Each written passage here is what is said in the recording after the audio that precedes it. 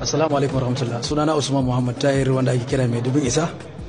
A kwanakin baya da suka gabata na yi bidiyo wanda nake bayani akan wato ainihin shehin malami Shehu Tijjani Mota da kuma Shehu Ibrahim Yas, wanda hakan ya jawo mabiya suka ji basu ji daɗi ba.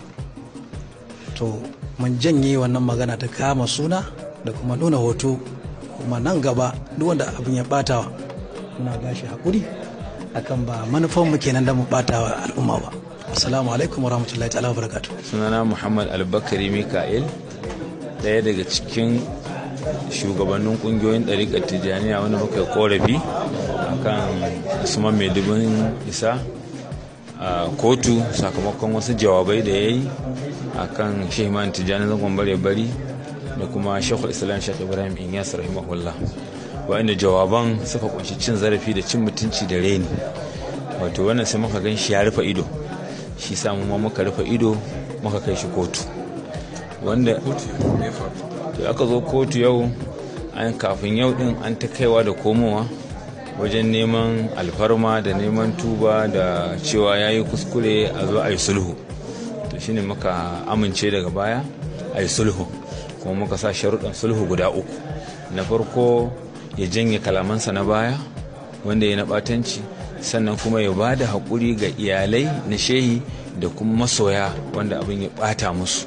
Na uku kuma kada a sake samunsa da jawabai ko bayanai wanda ya shafi ɗariƙar Tijjaniya ga baki ɗaya. In yana yi in ba ya yi ya je lakum dinukum waliya dini. To ya janye da?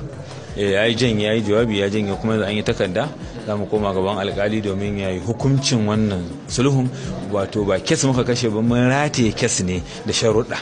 In ya ci gaba da biyayya sharuɗa to kes yana nan a rataye, idan kuma ya karya ɗaya daga cikin sharuɗa to za a komo ruwa. To a gurin ku yanzu misali kuma basu da janye da yake na kun gamsu da mun gamsu.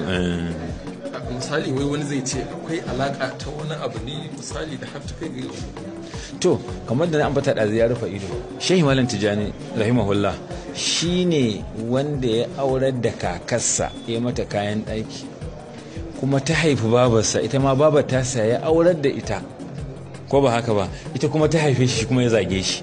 shi ma dan gida ne. Kaga shi ma dan gida ne, saboda haka kaga zagin cikin gida ne yake yi, to kaga ya rufe ido kenan.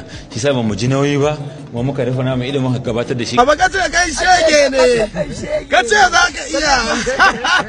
Wallahi muna ta jin daɗi fa, ku ci gaba da zagi wallahi. Abin yana mana bayan muka bayan aka fara zagi ba.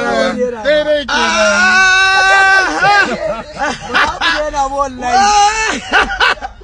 Kai ka ci gamsa baba. Kullu baba, karka kuma baba, ba su da mutunci wallahi, ce za su sai kai bidiyo baba. Baba ka daina. Baba ka bari.